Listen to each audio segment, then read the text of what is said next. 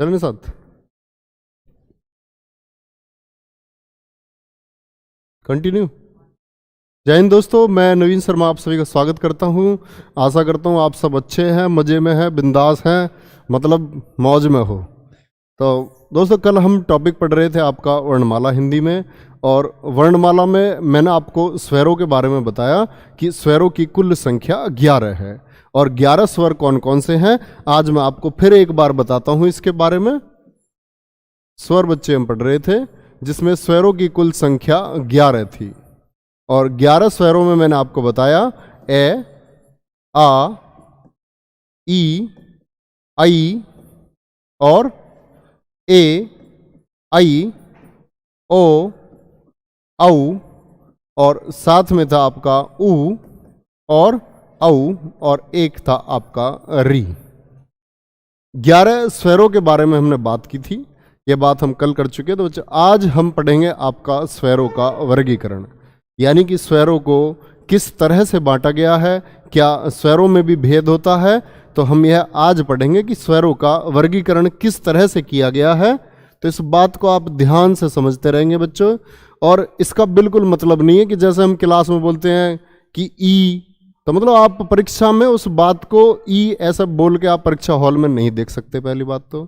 और कभी भी मतलब ये संभव भी नहीं होता कि आप सभी अक्षरों को बोल कर देखें और एक बिल्कुल एक सटीक जवाब आप दे पाएं कि इसका सही उत्तर यह होगा। तो वो चीज़ें आप कैसे याद कर सकते हैं, उन चीज़ों को मैं आपको मतलब उनकी जो वास्तविकता है उस हिसाब से भी वर्गीकरण करेंगे, और ट्रिक्स के माध्यम से मतलब आज आप उन चीज़ों को जीवन में कभी भूल नहीं सकते। तो ये बात आप देखेंगे। तो बच्चों, आज हम पढ़ रहे हैं स्वरों का वर्गीकरण। स्वरों का वर्गीकरण। तो स्वरों के वर्गीकरण में बच्चे सबसे पहले हम स्वरों का जो वर्गीकरण करते हैं वह करते हैं मात्रा के आधार पर। पहला वर्गीकरण हम करेंगे मात्रा के आधार पर। मात्रा के आधार पर।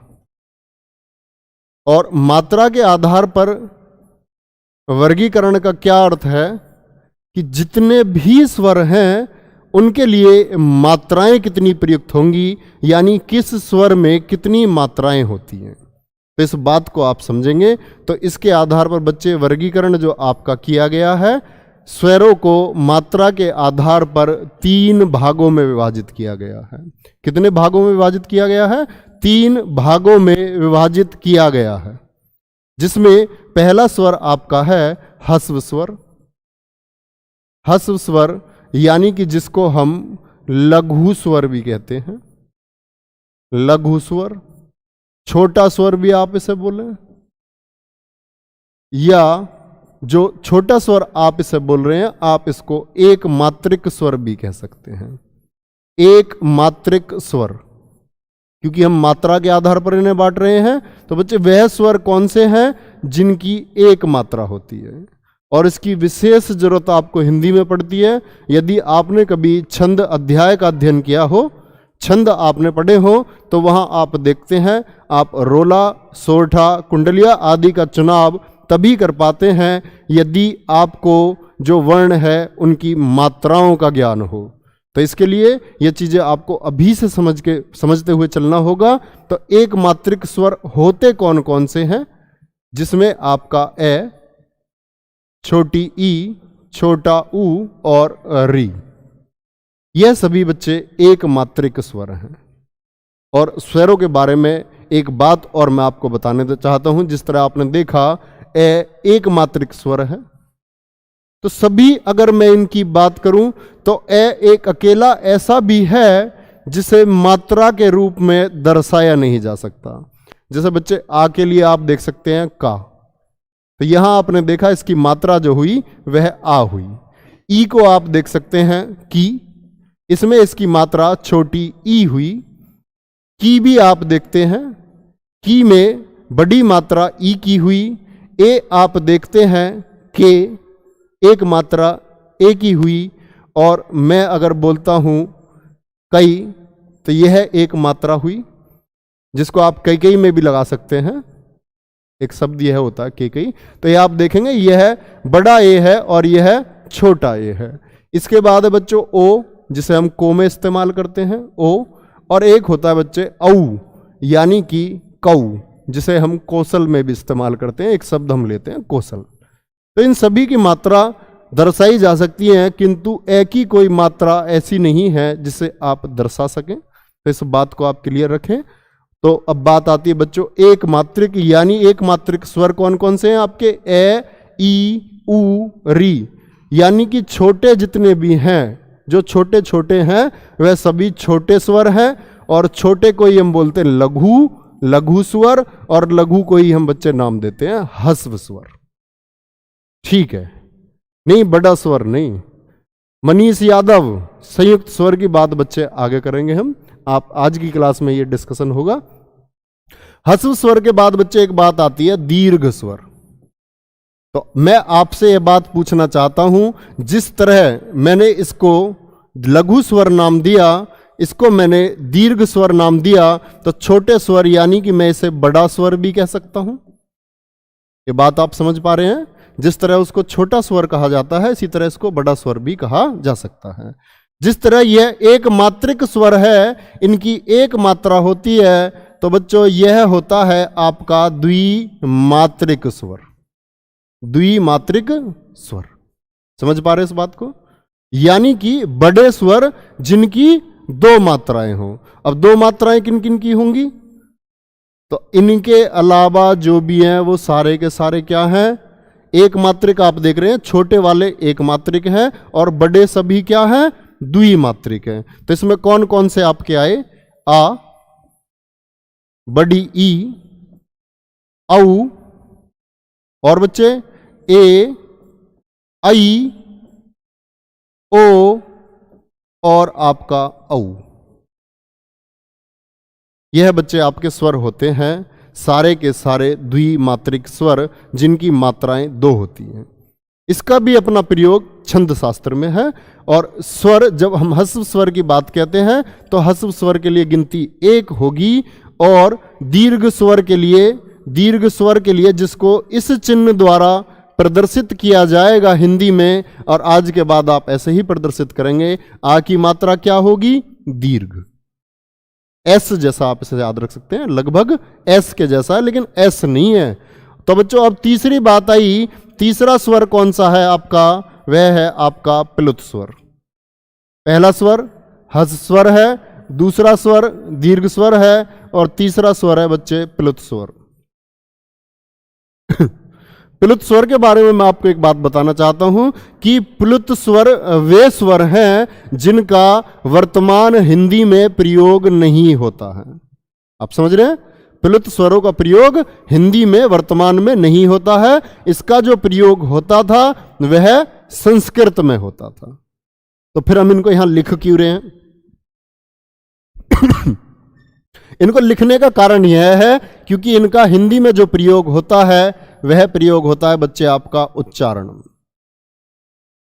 उच्चारण में इनका प्रयोग होता है, यानी कि किसी भी शब्द को जब हमको लंबा बोलना हो, क्या करना हो? लंबा उसको बोलना हो। या जैसे राम बोलना है हमको, तो राम में मैं रा को जैसे थोड़ा खींच लेते हैं, रा, यानी एक रा को बोलने में मैं एक साधारण रा बोलता हूं, आप भी बोलेंगे इसको सब रा।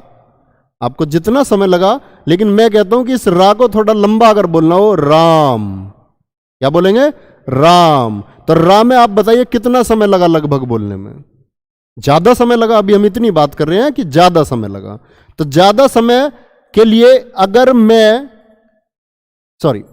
ज्यादा समय के लिए मैं एक चिन्ह लगा देता हूं राम, यानी कि ये रा एक साधारण रा को बोलने में, मैंने बोला रा को बोलने में जितना समय लगा, और मैंने एक चिन्ह लगा दिया इसके लिए, यानी ये रा आपको कितनी देर में बोलना है? जितना एक साधारण रा को बोलने में समय लगता है उसका 3 गुना समय। कितना समय? 3 गुना समय लेंगे आप। और 3 गुना समय, जैसे मैं आपको बोलता हूं ओम, एक साधारण, लेकिन मैं इसको थोड़ा लंबा उच्चारण करता हूं, ओम। तो ओम का क्या मतलब हुआ? ओ की जो ये ध्वनि आ रही है, ये इतनी बार आपको ओ को लगभग 3 गुना समय देना है। कैलाश खेर के गाने तुम सुनते हो सारे? कोई एक गाना सुना हो तुमने? बताओ कौन सा सुना है? दीवानी। हाँ चलो यही समझ लो, दीवानी। तो मतलब उसमें लास्ट में लाइन है, प्रीत की लत मोहे ऐसी लागी हो गई मैं तेरी। तो मतलब दीवानी नहीं बोलता, क्या बोलता? दीवानी। तो मतलब इसमें दी शब्द जो है उसमें इतना समय लिया गया कि 3 बार लगे। वाह 3 बार और नी भी 3 बार। तो मतलब ये जैसे मैं बोलता हूं इसको, तो इसे आप कैसे बोलेंगे? इसमें भी इतना समय और इतना भी समय। ये सब क्या है? तो इस दीवानी शब्द का इस्तेमाल हम सिर्फ उच्चारण में कर सकते हैं, वर्तमान हिंदी में इसका प्रयोग नहीं होता है। तो अगर बच्चे ये पूछा जाता है कभी ऐसे कौन से स्वर हैं जो वर्तमान हिंदी में प्रयोग में नहीं होते हैं, तो आपके प्लुत स्वर है। अब बात आती है इनके लिए मात्रा कितनी हुई, तो मात्रा आप मुझे बताएंगे कितना हुआ? ये त्रिमात्रिक होता है, लेकिन वर्तमान हिंदी में इसका प्रयोग नहीं है। अब एक बात आप देखेंगे, ह्रस्व स्वर ए हम बोलते हैं ए, लेकिन इसी के साथ में बोलते बच्चे आ। ए और आ में अंतर आपको क्या दिखा? है तो दोनों स्वर, लेकिन आ के उच्चारण में क्या ऐसे अधिक समय नहीं लगा? अब देखिए तो कितना समय लगा? दुगना समय लगा। दुगना समय ही क्यों लगा? अगर जब आप संधि में इस बात को समझेंगे कि जब आ का संधि विच्छेद आप करेंगे, यह बात मैं आज भी आपको समझाऊंगा कि आ का जो निर्माण होता है वह ए प्लस ए से मिलकर होता है। किससे होता है? ए प्लस ए से। तो ए को बोलने में जितना समय लगा और इस ए को बोलने में भी जितना समय लगा, तो क्या दुगना समय आ में नहीं लगा हमें? तो द्विमात्रिक स्वर जो होते हैं इनमें ह्रस्व स्वरों की तुलना में 2 गुना समय लगता है, और इनको दर्शाने का चिन्ह आपका लगभग ऐसा है। इनको दर्शाया जाता है इस चिन्ह द्वारा, और प्लुत स्वर को दर्शाया जाता है इस चिन्ह द्वारा। और प्लुत स्वर की बात करें तो ह्रस्व स्वर की तुलना में कितना समय लगेगा? 3 गुना समय लगेगा। अभी हम इतनी बात समझ रहे हैं। तो बच्चे यह जो वर्गीकरण हम समझ रहे थे मात्रा के आधार पर था, तो आशा करता हूं कि आप इस बात को समझ पाए हैं कि मात्रा के आधार पर स्वरों को कैसे बांटा गया है, जिसके 3 भाग हैं, ह्रस्व स्वर, दीर्घ स्वर और प्लुत स्वर। ठीक है, इसके बाद आप देखते हैं बच्चे, वही बात मैं आपको बताने वाला हूं, आप इंतजार तो करा करिए। ऐसा है कि जब आपकी क्लास खत्म हो जाती है तो आप क्लास के बाद ये क्वेश्चन रख सकते हैं कि ये चीज नहीं पढ़ाई गई, लेकिन अभी चलती हुई क्लास में अगर बच्चे आप यह देखेंगे कि यह रह गया, तो अभी क्लास कहाँ खत्म हुई है? अभी क्लास खत्म थोड़ी हुई है। अमित सोनकर, सुनते जाएं। ठीक है भैया, धन्यवाद। चलो, तो बच्चे मात्रा के आधार पर आपको क्लियर है।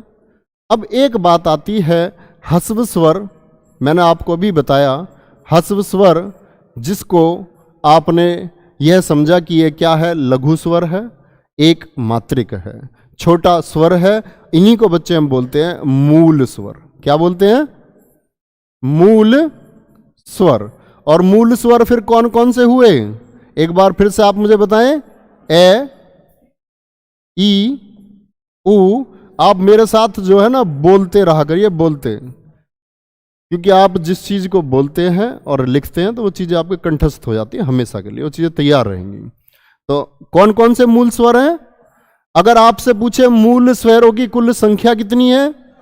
4। जो ह्रस्व है वही मूल है आपके। कितनी है इनकी संख्या? 4 इनकी संख्या है। ये हुए आपके मूल स्वर। अगर मैं बच्चे बोलूं दीर्घ स्वर कितने थे, दीर्घ स्वरों की कुल संख्या कितनी है, तो आप कहेंगे दीर्घ स्वरों की कुल संख्या है 7। इस बात को समझेंगे कि क्या दीर्घ स्वर में भी कुछ हम बांट सकते हैं। तो दीर्घ स्वर में आपने यह बात तो आप जान चुके, इस 4 के अलावा जितने भी स्वर हैं यानी आ, ऐ, औ और बच्चे ए, ऐ, ओ और आपका औ, यह सभी 7 आपके दीर्घ स्वर हैं। मयंक चौधरी तुम यहां भी हो, बेरोजगार बालक, पिछले साल से देख रहा हूं मैं बेरोजगार बालक ही है। अरे अब तो रोजगार बालक कर लो अपना नाम, इस बार हो जाएगा भाई। अगर जिसके नाम के आगे बेरोजगार लगा हुआ ना, अगर मेहनत करोगे और ध्यान से एक एक बात सुनोगे तो इस बार नाम के आगे ये बे शब्द जरूर हटेगा। ये जो उपसर्ग है ना बे, इसे हटा देंगे। जसमीत हमारा फेवरेट स्टूडेंट यहां भी है। चलो, तो दीर्घ स्वरों की बच्चे संख्या कुल कितनी हुई, 7 हुई। और दीर्घ स्वरों में मैं आपको एक बात बताना चाहता हूं, अगर मैं इन सभी का निर्माण करने की बात करूं, इन सभी का निर्माण कैसे हुआ, तो जो बात मैं आपको बता रहा था, आ का निर्माण होता है आपका ए प्लस ए से, ए प्लस ए से। ई का जो निर्माण होता है वह होता है आपका ई प्लस ई से। ऊ का निर्माण बच्चे आप करेंगे तो क्या होगा, ऊ प्लस ऊ। तो आप एक बात ध्यान से देखेंगे कि क्या ए के साथ यहां ए ही है, ई के साथ ई ही है, ऊ के साथ यहां ऊ ही है, यानी कि समान है दोनों या नहीं है, दोनों ये एक समान है। और एक समान होने का मतलब होता है एक जैसे हैं, और एक जैसे जो होते हैं उनको हम कहते हैं सजातीय। एक जैसे जो होते हैं यानी कि उनको हम कहते हैं, बच्चे मैं एक नाम आपको बता रहा हूं, सजातीय, यानी जो एक ही जाति के हों। सजातीय का क्या मतलब है, जो एक ही जाति के हों। तो आप मुझे बताएंगे दीर्घ स्वरों में कितने आपको ऐसे लगते हैं जो एक ही जाति के हैं। तो सजातीय स्वरों की संख्या कितनी हुई, 3। इसके बाद बच्चे हम देखते हैं ए का निर्माण किस तरह होगा। ए का जो निर्माण बच्चे होता है वह होता है आपका ए प्लस ई से, ए प्लस छोटी ई। ए का निर्माण अगर हम देखें तो वह ए प्लस ए से होता है। और ऊ का अगर हम निर्माण की बात करें कि ऊ का निर्माण कैसे हुआ है, ए प्लस ऊ से हुआ है छोटा ऊ। और औ का निर्माण कैसे हुआ है, ए प्लस ओ से इसका निर्माण हुआ है। एक छोटी सी बात, छोटी सी क्या बहुत मोटी सी बात है, आप ध्यान से देखेंगे। छोटी मोटी से मतलब वैसा मतलब सोचना ना, लंबाई में छोटी और वैसा मोटी, मतलब जो तुम्हारे याद रह सके। तो आप एक बात देखें इसके संगठन में, क्या ए और ई समान लग रहे हैं आपको, ए और ए समान है, ए और ऊ समान है, ए और ओ समान है। किंतु यहां आप देखते हैं ए और ए समान है, ई और ई समान है, ऊ और ऊ समान है। जो एक जैसे यानी एक ही परिवार के बने हुए हैं वो सारे सजातीय हैं, उनको हम क्या बोलेंगे, सजातीय, यानी एक ही जाति के। किंतु जो अलग अलग जातियों से बने हुए हैं उनको बच्चे हम नाम देंगे क्या, विजातीय, विजातीय। वी शब्द को आप समझेंगे, हिंदी में आप वी का इस्तेमाल भी करेंगे। से मतलब जैसा, और जैसा भी कैसा, एक जैसा। वी मतलब क्या होता है, अलग, भिन्न। जैसे एक शब्द होता है देसी, देसी मतलब हमारे देश के, और विदेशी क्या है, जो अलग देश के हों। तो वी का अर्थ क्या होता है, जो अलग हो। वी जाति जो अलग अलग जाति के हों। तो बच्चे सजातीय कितने हुए, दीर्घ में भी, दीर्घ में भी सजातीय है, आ आपका, ई और औ। संधि में आप देखेंगे, जब संधि आप पढ़ोगे तो दीर्घ संधि में आप इस बात को देखोगे कि ये तीनों के तीनों किसकी पहचान है, दीर्घ संधि की। किसकी पहचान है, बड़ा आ, बड़ी ई और बड़ा औ किसकी पहचान है? दीर्घ संधि की। तो वहां आपको इनकी जरूरत पड़ेगी कि इनका निर्माण किस तरह से हुआ। तो बहुत छोटी छोटी चीजें हम समझते हुए चलेंगे, ताकि चरण दर चरण जब हम आगे बढ़े तो कुछ ऐसा ना हो कि हमें उसकी विश्लेषण की आवश्यकता हो। तो इस बात को आप समझेंगे बच्चे। विजातीय कौन कौन से हुए आपके? विजातीय आपके हुए ए, आई, ओ और औ। सजातीय और विजातीय आप समझ गए। अब एक बात आप समझेंगे बच्चे, जो विजातीय कितने हैं, सजातीय कितने हैं, और ये आए कहां से हैं? आपके दीर्घ स्वरों से। मूल स्वर आपके लिए क्लियर है? ए, छोटा ई, छोटा ऊ और री। तो बच्चे एक बात देखेंगे, जो विजातीय ये चार हैं, इन्हीं को हम बोलते हैं संयुक्त स्वर। क्या बोलते हैं इनको हम? संयुक्त स्वर। और संयुक्त स्वर का क्या मतलब है, इस शब्द को आप समझेंगे बच्चे। संयुक्त कैसे हुआ है? स्वरों से संयुक्त हो। संयुक्त मतलब जुड़ना। जो किससे जुड़कर बना हो? स्वरों से जुड़कर बना हो। और स्वर से जुड़ने के लिए एक से अधिक चीज की आवश्यकता होती है। तो संयुक्त स्वर आपके विजातीय हैं, जो अलग जाति से जुड़कर जिनका निर्माण होता है, उनको हम बोलते हैं संयुक्त स्वर। तो संयुक्त स्वर में आप देखेंगे कौन कौन से हुए संयुक्त स्वर। ए, फिर से मैं आपको बताता हूं, आई, और एक है आपका ओ, और एक है आपका औ। सभी का निर्माण ए द्वारा होगा। इसका निर्माण भी किससे होगा? ए द्वारा होगा। इसका निर्माण भी किससे होगा? ए द्वारा होगा। ओ का निर्माण भी किससे होगा? ए द्वारा होगा। आई का निर्माण भी किसके द्वारा होगा? ए द्वारा होगा। बड़ी छोटी सी बात है। ए आपको बनाना है तो आप किसका इस्तेमाल करेंगे? छोटी ई का। किसका इस्तेमाल करना है आपको? छोटी ई का। ओ आपको बनाना है बच्चे, तो आप एक बार देखेंगे, इसका नाम भी अगर बोलते हैं आप ओ, तो ए के साथ ऐसा क्या जोड़ दूं कि ओ बन जाए? तो क्या ए के साथ ई जोड़ने पर ओ बन जाएगा? आप इसको अगर देखते हैं तो आई नाम से आप इसको उच्चारित करते हैं, तो यहां आप समझते हैं कि ए के लिए किसका जरूरत है? ऊ की जरूरत है। तो ए के साथ किसकी जरूरत थी? ऊ की। अगली बात, ए हमको बनाना है, तो ए का तो ए हम ले चुके। ए के साथ हमको क्या लेना है? ए लेना है। क्या लेना है? ए लेना है। और इसी तरह ए के साथ बच्चे हमको क्या लेना है? ओ लेना है। तो हमारा ओ बन जाएगा।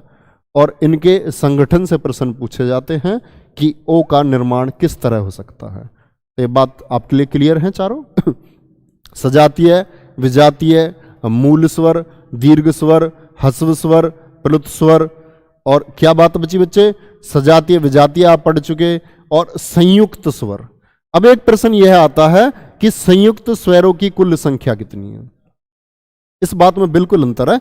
आगे आप व्यंजनों में भी पढ़ेंगे कि संयुक्त व्यंजनों की कुल संख्या भी 4 है, किंतु यह बात भी महत्वपूर्ण है। आपको इस बात में बिल्कुल कंफ्यूजन नहीं करना है कि ये आपके पहली बात तो स्वर है, और स्वर भी कैसे हैं? संयुक्त स्वर। यह अभी तक हम मात्रा के आधार पर वर्गीकरण कर रहे थे। और एक वर्गीकरण बच्चे होता है, इससे आगे हम चलते हैं। एक वर्गीकरण हमारा होगा, बच्चे कहने की आदत बन गई है, कल की क्लास से बनी है। कहता नहीं था मैं पहले, अभी हुआ है। चलो, मतलब तुम सब मेरे भाई बहन ही हो, हालांकि अब खुद बुरा सा लगता है कि ऐसी कुछ आवाज निकल रही है, बाकी मतलब मेंटेन करना ठीक है। एक बच्चे हम कह रहे हैं कि जिह्वा के आधार पर। किसके आधार पर? जिह्वा, यानी कि जीभ के आधार पर वर्गीकरण। जिह्वा के आधार पर वर्गीकरण। जीभ आप जानते हैं, तो जब हम कभी किसी शब्द क्या किसी वर्ण को भी हम अगर बोलते हैं, तो जीभ कभी कभी क्या होता है, मैक्सिमम केस में स्पर्श करती है कहीं भी। इसके बारे में हम आगे बात करेंगे कि दांतों पर कब स्पर्श करेगी, वो दंतव्य है। आपका मूर्धा पर कब स्पर्श करती है, वो मूर्धन्य है। काकल्य से कब जाएगी, अली जिह्वा कब है, स्वरयंत्रमुखी कब है। तो इन सब के बारे में हम बात करेंगे। अभी हम एक बस मोटी सी बात ये समझते हैं कि जिह्वा स्पर्श करती है, यानी जीभ क्या करती है? जीभ भी अपना एक कार्य करती है। जब आप किसी वर्ण या शब्द को बोलते हैं तो जीभ क्या करती है, अपना कार्य करती है। तो हमेशा ऐसा नहीं होता कि जीभ पूरी की पूरी कार्य कर रही हो। विज्ञान में जिस तरह आप पढ़ते हैं कि जीभ के हिस्से, अगला हिस्सा अलग स्वाद को दर्शाता है, मध्य भाग अलग स्वाद को दर्शाता है, पश्च भाग अलग स्वाद को, इसी तरह स्वरों को बोलते समय भी जीभ के अलग अलग भाग कार्य करते हैं। तो वो 3 कैटेगरी उसकी बनाई गई हैं, जिसमें एक है आपका अग्रस्वर। अग्रस्वर वह स्वर है बच्चे जिसमें जीभ का अगला भाग कार्य करता है। अब अगर मैं आपको बताता हूं मध्य स्वर, तो इस बात को आप खुद समझ जाओगे कि मध्य स्वर में जीभ का कौन सा भाग कार्य करता होगा। जीभ का बीच वाला हिस्सा इसमें कार्य करता है। और एक बात मैं आपको बताता हूं कि पश्च स्वर क्या होता है। पश्च स्वर, पश्च स्वर में यह बात भी आप समझेंगे, इसमें जीभ का पिछला हिस्सा कार्य करता है। इतनी बात समझ पा रहे हैं। अग्र स्वर में जीभ का अगला हिस्सा, मध्य स्वर में जीभ का मध्य भाग और पश्च स्वर में जीभ का पिछला हिस्सा। ठीक है, इतनी बात। अग्र स्वर में कौन कौन से आते हैं, अब आप अगर परीक्षा में, जैसे मुझे तो ये पता है कि अग्र स्वर में आपका छोटा ई, बड़ा ई, ए और आई आते हैं। जिन लोगों के ये याद हैं उन्हें बड़ी आसानी है, जिन्होंने ये याद कर रखे हैं तो उनके लिए इसमें क्या है, बड़ी आसानी है। लेकिन जिनके याद नहीं है, मैं बताता हूं आपको, आज के बाद आप नहीं भूलोगे। अग्र स्वर क्या है? अग्र का मतलब क्या होता? आगे। आप ये सोचो इनमें नीचे क्या है? लेटे हुए नीचे से नहीं, इनकी जो टांग है ना, पैर है, वे कैसे तिरछे हैं, और तिरछे भी कैसे हैं, ऐसे। अब मैं इसे बोर्ड में से निकाल के यहां खड़ी कर दूं, ई को। ई कहां खड़ी कर दूं मैं? यहां सोच के देखो, बड़ी सी ई है तो ये किधर गिरेगी? यहां निकाल के छोड़ दूं इसे, आगे गिरेगी या पीछे को? भाई इतना मनोविज्ञान तो सबका विकसित है, किधर गिरेगी? तो जिनमें नीचे घूमने वाली स्थिति है ना, नीचे, ये सारे कहां गिरेंगे? आगे। और जो आगे गिर जाए वही क्या? अग्रस्वर। ये तुम्हारे याद करने के लिए है, हिंदी में ऐसी कोई परिभाषा नहीं है। अग्रस्वर कौन से हैं? जिनमें जीभ का, अब मान के चलो परीक्षा में आए, ई कैसा स्वर है? अब तुम ई बोल के देख लोगे अगला स्वर काम कर रहा। जब बहुत सारे चिल्लाते हैं वीडियो में, कहा जी आ, तो आप एग्जाम हॉल में ऐसा थोड़ी देखोगे आ। जब याद ही हो जाएंगे तो वो बोलने की जरूरत ही नहीं है उसको। चलो, वो आपके समझने के लिए चीज है, हालांकि सबका अपना तरीका ठीक है। ये याद है बच्चे? मध्य स्वर यानी कि जो बीचों बीच रहे, कहीं भी न गिरे, तो एक स्टैंड बना देना। मध्य स्वर कौन है? सिर्फ एक है, ए। और मध्य स्वरों को ही बोला जाता है बच्चे उदासीन स्वर। परीक्षा में पूछा गया प्रश्न है, उदासीन स्वर किस स्वर को कहा जाता है? तो जो मध्य स्वर है उसी को क्या बोलेंगे आप? उदासीन स्वर। और उदासीन स्वर कौन सा है आपका? ए। क्या है? अब बचे हुए कौन कौन से हैं बताओ? आ और छोटा ऊ, बड़ा ऊ और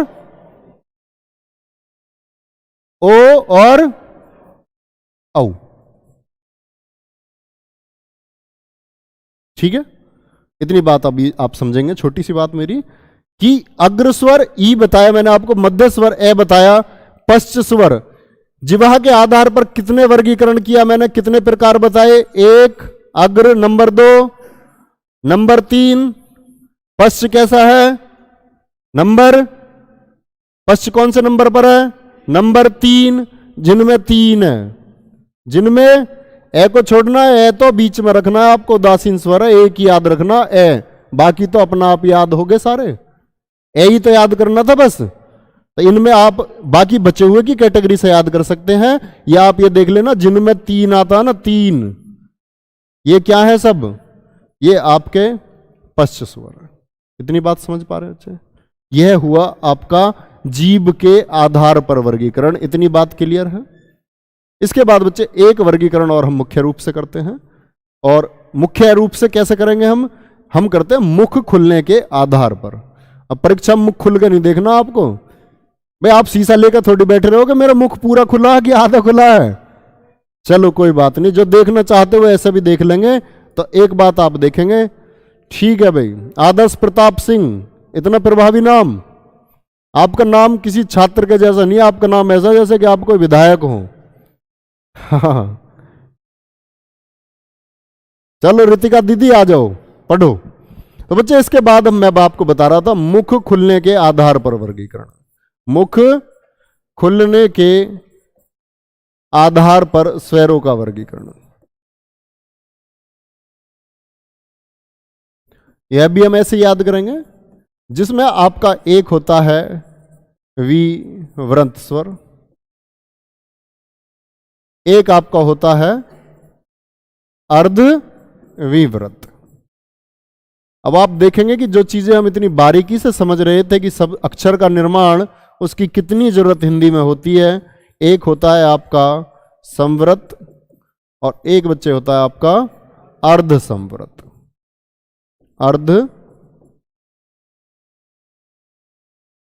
अर्ध संवृत स्वर।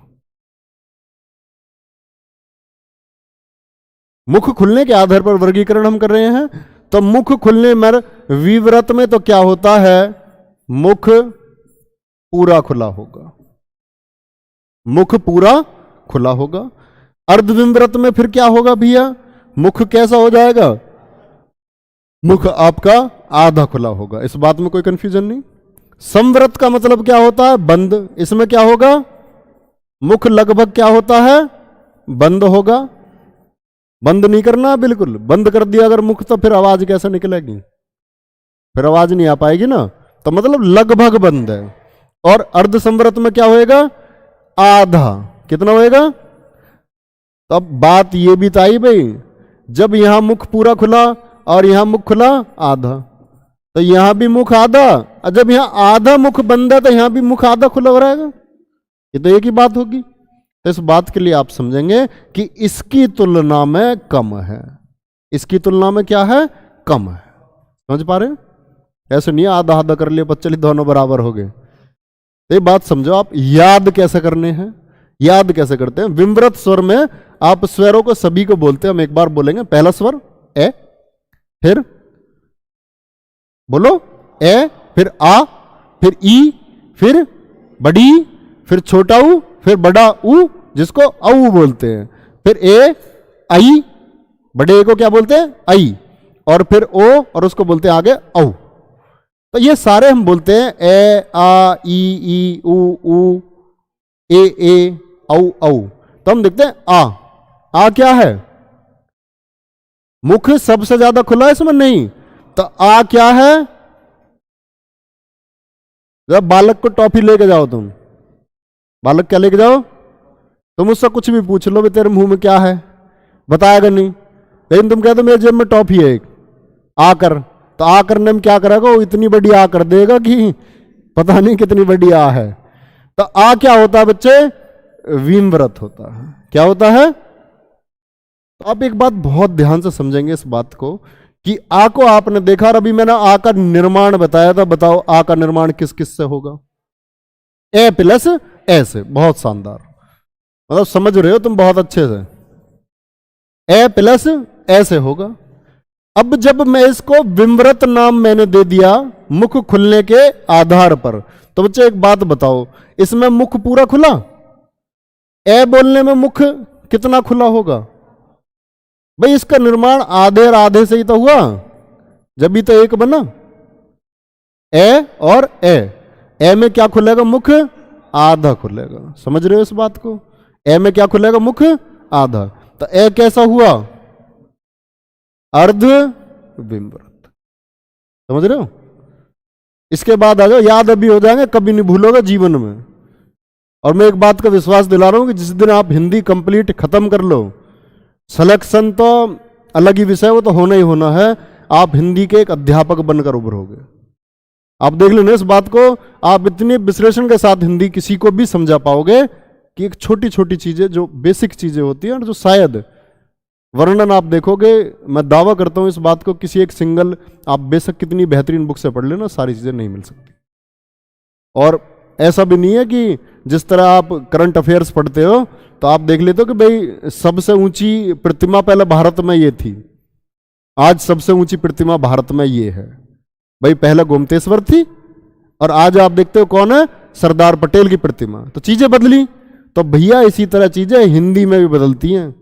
ऐसा नहीं है जो पिछले साल हिंदी में था वो हिंदी में आज भी रहेगा। भाषा विज्ञान हिंदी का भी है अपना, जिसके लिए विशेषज्ञ काम कर रहे हैं।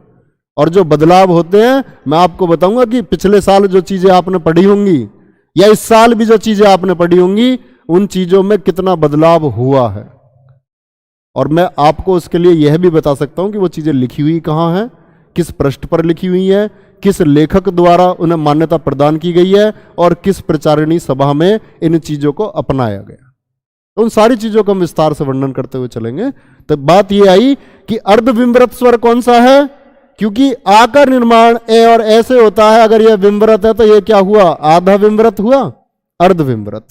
अब एक बात आई समव्रत, नाम देखो ध्यान से, मुख बंद, समव्रत, यानी सब के सभी क्या है, वर्ती है। वर्ती मतलब व्रत रख रखा सबने, किस किसने, भाभी जी देखिए तुमने, भाभी जी मतलब वो जो आती है, क्या नाम है उसका, भाभी जी घर पे हैं, तो वो मतलब क्या कहती है लड्डू भैया को, ई लड्डू भैया। तो ई का मतलब क्या होता है, जो मेरे समीप है। ई भी वर्ती है और ऊ भी वर्ती है, ई भी और ऊ भी, सभी वर्ती हैं, ई भी और ऊ भी। तो बड़ी आसान सी चीज है। समव्रत का मतलब क्या हुआ, इसमें आपका ई भी वर्ती, ई भी और ऊ भी और ऊ भी। समझ पा रहे हैं मेरी बात, ई भी और ऊ भी सब क्या है, वर्ती है। भाई सब रखने क्या होगा, आ भी वर्ती है। हा कौन है, किसी व्यक्ति के लिए आप ये दे सकते हैं, वो भी भाभी जी की दृष्टि से याद कर रहे हैं हम इस बात को, भैया की दृष्टि से मत याद करना। हाँ भैया पता नहीं क्या कह दें, जब भाभी किसी को नाम लेगी तो भैया दिक्कत होएगी होएगी, समझ रहे हो नहीं। तो क्या करेंगे, ई ऊ और औ, समझ रहे अच्छे। अब आप एक चीज देखो, विम्बरत आप आसानी से याद कर सकते हैं, एक मात्रा अकेला है।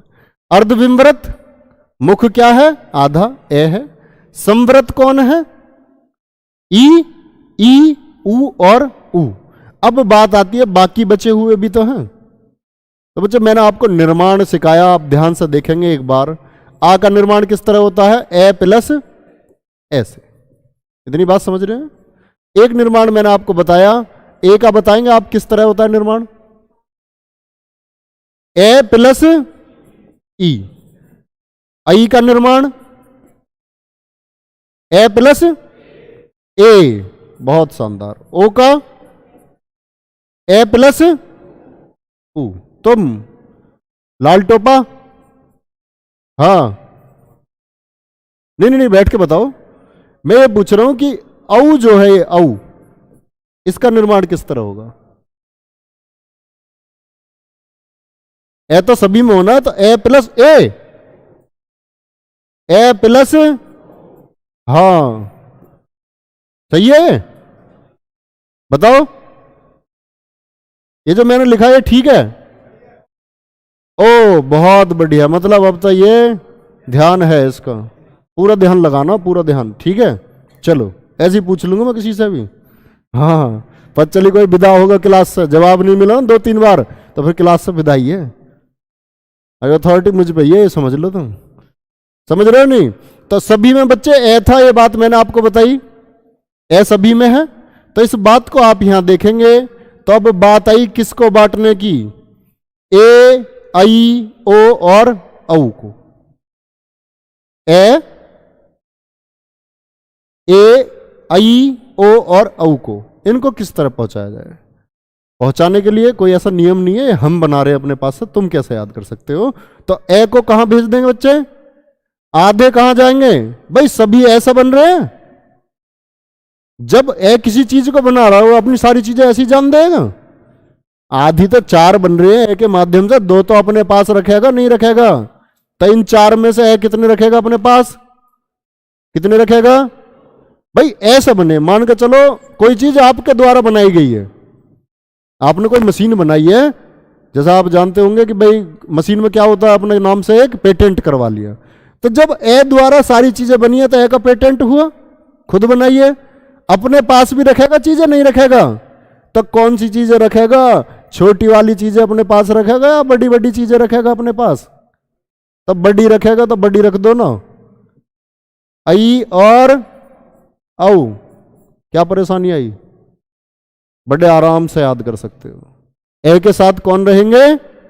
बड़े। बड़े कौन से? जैसे नहीं कोई से भी बड़े, जिनके निर्माण में ए सहयोगी है। और ए जिनके निर्माण में सहयोगी है, वो 4 अक्षर मैंने बताए आपको कौन कौन से हैं। इनको बोलते हैं हम संयुक्त स्वर। कौन से?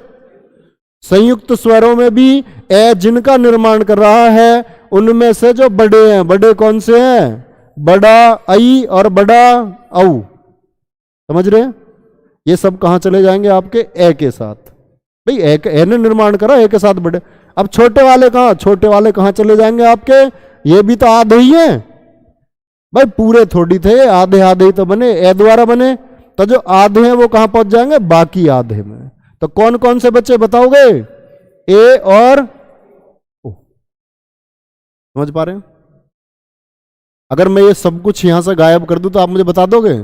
चलो देखते हैं, एक बार देख लेते हैं इस बात को। आवाज, चलो मैं कान में बात कर लूंगा तुम्हारे में, कोई दिक्कत नहीं है। निशांत देखना ये साउंड को थोड़ा कम कर लो। चलो मैं धीरे बोलता हूँ थोड़ा, वो मेरी आवाज में एनर्जी ज्यादा है ना। अब निशांत देखना एक बार ठीक करो। हरीश यादव, अरे दोपहर होने को आगे, अब गुड मॉर्निंग बच रही है। हाँ गुड मॉर्निंग, गुड मॉर्निंग भाई, गुड मॉर्निंग। मैं एक बात बता रहा हूँ बच्चे आपको, आप एक प्रश्न का उत्तर देंगे मुझे। बेसिकली हम सारी चीजों के बारे में कुछ भी नहीं छूटा है, और अल्पा कटियार बच्चे कुछ भी नहीं छूटा है। आप ध्यान से देखेंगे, एक बार मेरी बात तो सुनते जाइए आप। मैं ये बात आपसे पूछ रहा हूं कि आप मुझे बताएंगे एक बार, विमव्रत स्वर कौन सा है? विमव्रत कौन सा है? आ क्या है? विमव्रत है। अर्धविमव्रत कौन कौन से हैं? ए कौन सा? आई, इसको क्या बोलेंगे? आई और औ, ये क्या हुए? अर्धविमव्रत हुए। समव्रत में कौन कौन है? सब वर्ती है, भाभी जी याद करनी है। ई भी और ऊ भी। ई और इसको बोलते हैं ई, और ऊ और औ। बहुत शानदार। और इसके बाद बच्चे बाकी बचे हुए कहां? अर्ध संवृत में। नाम लेने तो नाम क्या हो सकते हैं आपके? ए, छोटा ए और छोटा ओ। ये चीजें क्लियर है आपके? तो अभी हम स्वरों के बारे में बात कर रहे थे। स्वरों के बाद एक कैटेगरी मैंने आपको, अगर आपको पता हो, कल मैंने आपको बताया था, स्वरों के साथ में यदि उनकी संख्या लिखित आधार पर हम बात करते हैं तो मैंने बताया आपको 13 होती है। और 13 में मैंने बताया 2 शामिल कौन से हो जाते हैं आपके? अयोग वाह। अयोग वाह। अयोग वाह कौन कौन से बच्चे? ए, अनुस्वार, और इसको हम बोलते हैं विसर्ग। इसका हिंदी में अपना आप में बहुत बड़ा रोल है अनुस्वार का। आप समझोगे, आज ही की क्लास में समझोगे इस बात को, कि इतनी बेसिक बातें। और मैं दावा कर रहा हूं कि आप सभी मैक्सिमम 99% लोग अनभिज्ञ हो गए। 1% की बात नहीं करता मैं। तो एक देखेंगे आप, चंद्रबिंदी भी होती है भाई, से तो बिंदी के माध्यम से ही आप कर सकते हैं। बिंदी है, ऊपर ही लगाई जाती है। तो ये भी क्या है? शब्दकोश के अनुसार। किसके अनुसार? अयोगवाह की संख्या 2 ही है, किंतु अगर मैं हिंदी शब्दकोश की बात करूं तो हिंदी शब्दकोश के अनुसार आप इस बात को याद रखेंगे, चंद्रबिंदी भी क्या है? एक अयोगवाह। इसका प्रयोग कहां होगा? तो मैंने आपको कुल वर्णों की संख्या बताई, बच्चे बताएंगे आप मुझे एक बार, वर्ण कितने होते हैं टोटल? वर्ण 52। तो एक बार हम इनकी कैटेगरी बना लेते हैं और कैटेगरी को समझेंगे आप एक बार। 52 बनाने के लिए हमको, अभी तक हमने सिर्फ क्या पढ़ा है बच्चे? स्वर। स्वर कितने थे हमारे? 11 स्वर हैं। 11 क्या है हमारे? स्वर हैं। 2 हमने क्या बात करी बच्चे? अयोगवाह की। किसकी बात करी? अयोगवाह की बात करी। आगे हम व्यंजनों की बात करेंगे। व्यंजन कितने होते हैं बताइए, आपको पता है? 39। 33 की बात हम करेंगे कि स्पर्श व्यंजन, अंत्यस्थ व्यंजन और ऊष्मीय व्यंजन। 25 + 4 + 4, ये हमारे 33 होते हैं। 33 और 2 35, 35 और 11 46। ये क्या हुए? हमारे व्यंजन हुए। और व्यंजन के साथ में, व्यंजन की जब हम बात करेंगे तो व्यंजन के साथ में हमारे 4 क्या आएंगे? संयुक्त व्यंजन। कितने हुए टोटल? ये 2 कौन से बच गए? बहुत शानदार, 2 बचे हमारे उत्क्षिप्त व्यंजन, जो कि हमें अब आगे व्यंजन के बारे में पढ़ना है। तो एक बार हम इसका ओवरव्यू ले रहे हैं कि हमें पढ़ना क्या है। ये क्या है बच्चे? उत्क्षिप्त व्यंजन। तो मैं ये मानता हूं कि उत्क्षिप्त व्यंजन अपने आप में एक अध्याय है, और जिसका इस्तेमाल शायद ही आपने करा हो। जैसे कि हम इसका इस्तेमाल, उत्क्षिप्त व्यंजन आप जानते हैं कौन कौन से होते हैं? डे और उत्क्षिप्त की बिंदी कहां लगाई जाती है? कल मैंने आपको बिंदी लगानी बताई, आपने देखा सारा। 4 तरह की बिंदी होती हैं, एक नीचे, एक पहले। पहले जो लगती है वो अरबी फारसी कै खे गे जैफ है। नीचे जो बिंदी लगती है वो उत्क्षिप्त में लगती है, डे और ढे। अगर बाद में बिंदी लगती है तो वो क्या बोलते हैं उसको? अड़ा। अड़ा बोलते हैं उसको, अणे बोलते हैं, अणे। क्या बोलते हैं उसको? तो इसको क्या बोलेंगे फिर? ये डे तो ये है, ये डे है, ये क्या है? अणे नहीं है बच्चे। आज के बाद इसको बोलना आप अडे। क्या बोलना? क्या बोलेंगे? अड नहीं, अडे। क्या बोलेंगे? ये ढे, ढे तो ये होता है ढे, ढे। और इसी को बोलते हैं क्या? अढे। क्या बोलेंगे आज के बाद? समझ रहे मेरी बात? अडे और अढे। और इसको बहुत बड़ा यूज है। जैसे आप हिंदी से किसी नाम को अंग्रेजी में लिखते हैं ना, हिंदी से अंग्रेजी में, अगर कहीं डे आएगा तो उसकी स्पेलिंग अंग्रेजी में जो प्रोनाउंसिएशन होगा, यानी लिखी जाएगी अगर, तो वो बोली किस तरह से जाएगी और लिखी किस तरह जाएगी, उसमें अंतर है। अगर कहीं ढे आता है, क्या आता है? तो आप देखेंगे ढे के लिए DH लगा देते हैं हम। क्या लगा देते हैं? जैसे कि ढे के लिए। और लेकिन कहीं अडे आ जाएगा ना बच्चे तो DH नहीं लगता, फिर लगता RH। क्या लगता है? ये बातें आप समझेंगे। एक बार देखो, तो आज मैं आपको उत्क्षिप्त व्यंजन ही समझा दूं। व्यंजनों से पहले आप देखेंगे इसका कितना बड़ा उपयोग हिंदी में है, वर्तनी में भी और वाक्य शुद्धि में भी इसका अपना आप में एक अहम किरदार है। तो बच्चे आप व्यंजनों से पहले हम एक बार ये समझ लेते हैं उत्क्षिप्त व्यंजन। और उत्क्षिप्त व्यंजन कुल कितने होते हैं? उत्क्षिप्त व्यंजनों की संख्या कौन कौन से? ढंग से बोलेंगे, डे नहीं, अडे और अढे, अडे और अढे। अंतर समझना। एक बात और मैं आपको यही बताता हूं, मैं किसकी बात कर रहा हूं, ये क्या है दोनों? उत्क्षिप्त। कल मैंने इनके आपको अन्य नाम भी बताए। उत्क्षिप्त, उत्क्षिप्त व्यंजन। उपक्षिप्त व्यंजन का दूसरा नाम क्या है? देखो, वे अभी गौरव विश्वकर्मा वे विजातीय पे ही चल रहे हैं अभी। वे विजातीय और सजातीय पे ही हैं। ये क्लास गौरव, हमने अब से 20 मिनट पहले हम सजातीय विजातीय की बात कर चुके। पूरी क्लास देखे करो, पूरी नहीं मारे जाओगे। लोगों के तो मिलेंगे 4 स्टार, 2 इधर 2 इधर। ये जो आधी अधूरी पढ़ाई वाले, इनका 1.5 स्टार तो इधर रह सकता और 0.25 स्टार इधर रहेगा इनका। तो इनके स्टारों की संख्या इस तरह रहेगी। उत्क्षिप्त व्यंजन, उत्क्षिप्त व्यंजन बच्चे मैंने आपको बताया जिसे बोलते हैं हम द्विगुण व्यंजन। क्या बोलते हैं? Very good. क्या बोलते हैं? और द्विगुण भी बोलते हैं इनको, ताड़न जात भी बोलते हैं। अब एक बात समझना, बड़ी छोटी सी बात है। ताड़न जात में मैं यहां बिंदी लगा देता हूं। क्या लगा देता हूं? आप कहेंगे मैंने तो बिंदी इसलिए लगा दी क्योंकि मुझे पता है। आप बताओ इसमें वास्तव में ताड़न जात शब्द में डे के साथ बिंदी लगनी चाहिए या नहीं लगनी चाहिए? क्यों? अच्छा, बीच में आए तो बिंदी लगनी चाहिए।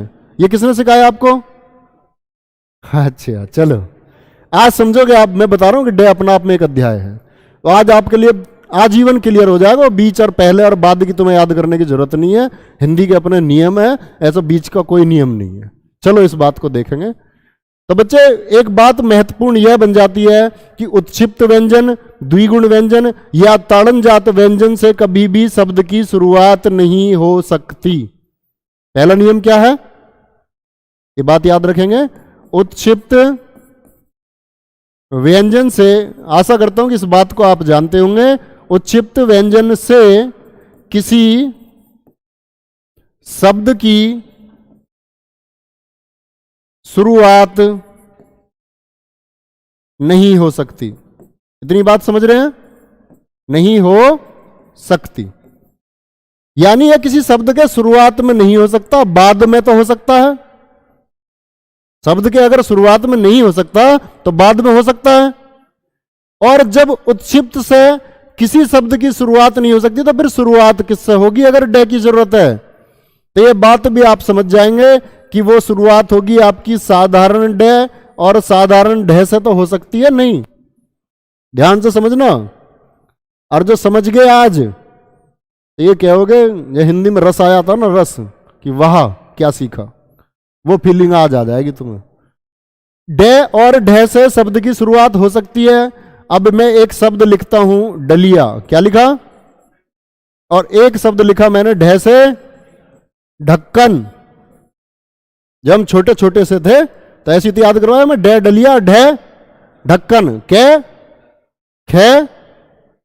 ये किसने सिखाए, किसने बनाए? कैसे कबूतर इस तरह याद करवाया गया कि बच्चे की कैसे किसी पशु पक्षी ऐसी चीज का नाम रखा गया ताकि बच्चा उसे आसानी से याद कर सके। और इस विधि को, यानी किसी वर्ण से किसी नाम को जोड़ देना, हिंदी में यह कहलाती है साहचर्य विधि। क्या बोलते हैं इसको हम? साहचर्य विधि। क्या बोलते हैं? साहचर्य विधि। और साहचर्य विधि मारिया मांटेसरी, मारिया मांटेसरी। आप शिक्षा शास्त्र में पढ़ते हैं ना, शिक्षा शास्त्र, आप शिक्षा का अगर अध्ययन करते हैं, जो बच्चे सीटेट वगैरह की तैयारी करते हैं वो जानते हैं इस बात को, कि 2.5 वर्ष से लेके और 6 वर्ष तक के बच्चों के अध्ययन की जो ये विधि है, जिसमें छोटे बच्चों को सिखाया जाता है कैसे कबूतर, इस विधि को बोलते हैं साहचर्य विधि। प्रतिपादक कौन है? इंडियन ही है। कभी अंग्रेजी नाम लग रहा हो तुम्हें, मारिया हिंदी है, हिंदुस्तान की है, हिंदू। अच्छा एक बात बताओ, हिंदी, हिंदू, हिंदुस्तान, ये नारा किसने दिया था? जानता कोई इस बारे में? नहीं। हिंदी, हिंदू और हिंदुस्तान, सोच के बताना पक्का, होमवर्क है तुम्हारा। चलो वो एक तुम भारतीय हिंदू, एक तुम भारतीय हिंदू, बाकी कोई तो नहीं है भाई एग्री? बाकी एग्री क्या होंगे उन्हें पता ही नहीं है। चलो वेरी गुड, बहुत बढ़िया। अगर किसी चीज पर डाउट कर दिया है तो आधे तो सोचा ना कि गलत है तो हमारा भी गलत ही है, उसने भी कही पहले, दोबारा बोला नहीं है। एक बात समझो बच्चे, मैं इसमें अगर ये बिंदी लगा दूं तो क्या ये ठीक है? गलत हुए? गलत क्यों है? क्योंकि आपने बोला जी शब्द की शुरुआत में डे और ढे नहीं हो सकते, पहली बात। तो शब्द की शुरुआत में डे और ढे तो हो सकते हैं बच्चे, डलिया और ढक्कन। अब ये ठीक हो गए ना? एक शब्द और लिखता हूं बच्चे मैं, ये बताएंगे आप मुझे। जैसे एक शब्द लिख देता हूं मैं, कबड्डी। ठीक है कि गलत है? सही है? चलो एक और शब्द लिखता हूं बच्चे मैं, रोड। बताइए ठीक है गलत है? चलो ये भी ठीक है। और एक शब्द लिख देता हूं मैं, निडर। क्या लिख देता हूं? ठीक है गलत है? ठीक है। और एक शब्द मैं आपका लिखता हूं, कंठ।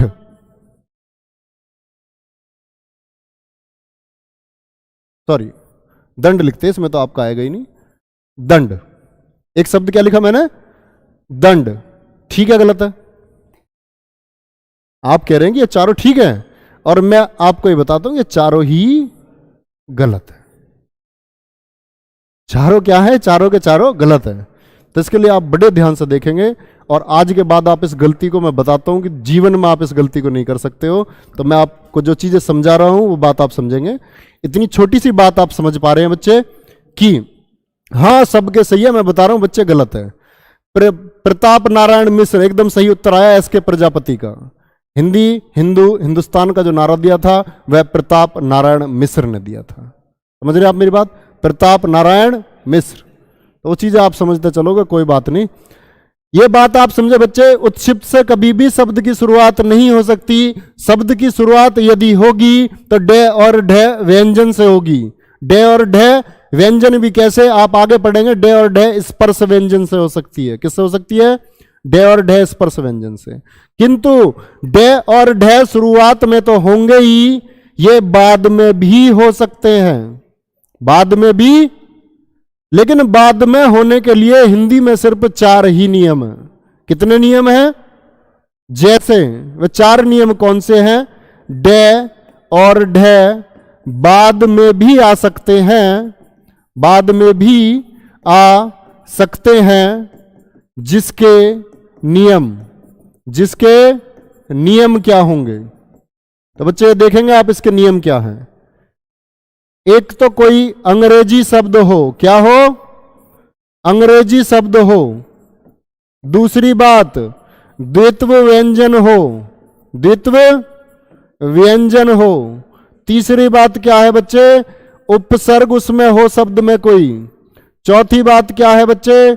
चौथी बात भी आप समझें, अंग्रेजी शब्द, द्वित्व व्यंजन, उपसर्ग, और चौथी बात है आपकी कि डे या ढे से पहले उसी का अनुनासिक आए, उसी का अनुनासिक आए।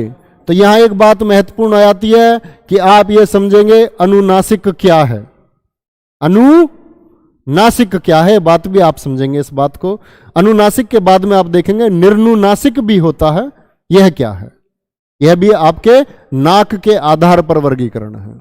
चलो, अंग्रेजी शब्द आप कोई भी एक ऐसा अंग्रेजी शब्द बोलो बच्चों जिसमें डे या ढे आता हो। जैसे कि हम जिस पर लिख रहे हैं, क्या है? बोर्ड। क्या है? बोर्ड। अब इसमें बताओ, यहां बिंदी लगाऊं या नहीं लगाऊं?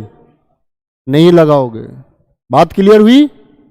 रोड अंग्रेजी का शब्द है, हिंदी का अंग्रेजी का। सड़क में क्यों लगा देते हो भाग के?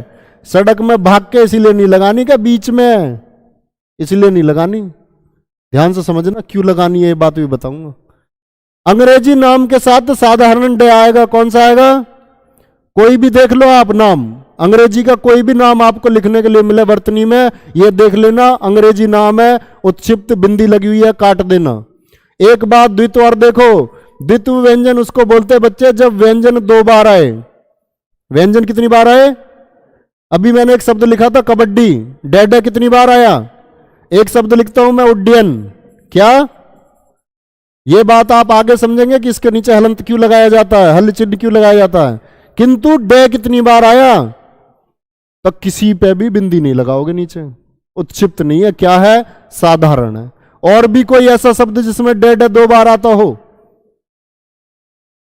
दिल्ली में 2 बार डे आता है, द्वित्व व्यंजन का उदाहरण है दिल्ली। टिड्डी, बहुत शानदार। क्या है? टिड्डी। भैया हलंत लगा दोगे, बिंदी मत लगा देना जीवन में।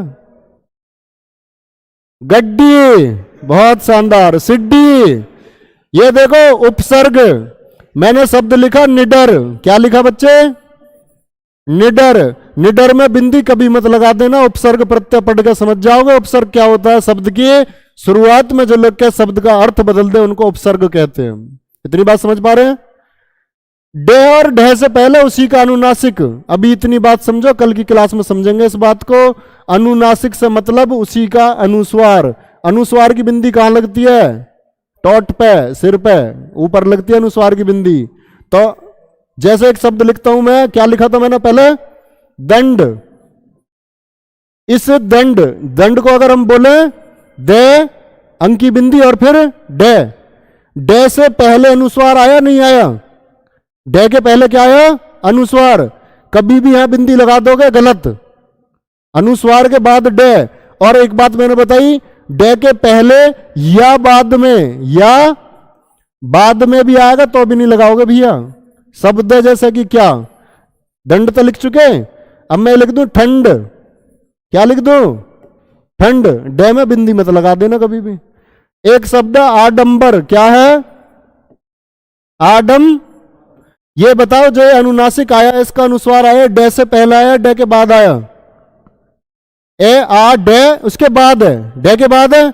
डे पे कभी भी बिंदी मत लगा देना। इन चार को छोड़ के बाकी दुनिया में कहीं भी डे मिले बिंदी ठोक दो मोहर बना के एकदम। आंख बंद करके ये देख लेना, अंग्रेजी ना हो, उपसर्ग ना हो, द्वितीय व्यंजन ना हो। बताओ सड़क में लगाऊं नहीं लगाऊं? सड़क में लगाऊं या नहीं लगाऊं बिंदी? तो वर्तनी के लिए रटना नहीं है बच्चों, नियम है हिंदी के। क्लियर रहेंगे तो आराम से शब्द चुन पाओगे। वाक्य अशुद्धियों में भी होता, बहुत से ऐसे जेल वार्डन आपने दिया ना, होता ऊपर अंक की बिंदी, नेग्लेक्ट कर दो, समझते नहीं बिंदी से क्या अंतर आएगा। समझ रहे हैं बात? सड़क में क्यों लगा ना? क्योंकि ना तो अंग्रेजी नाम है, ना द्वित्व, ना इसमें कोई उपसर्ग है, ना डे से पहले कोई इसका अनुनासिक पहले है ना बाद में है। कहीं भी डे क्या क्यों लगता है? क्लियर है इतनी बात? ठीक है, तो मिलते कल की क्लास में। Thank you, Jai Hind, bye bye, take care.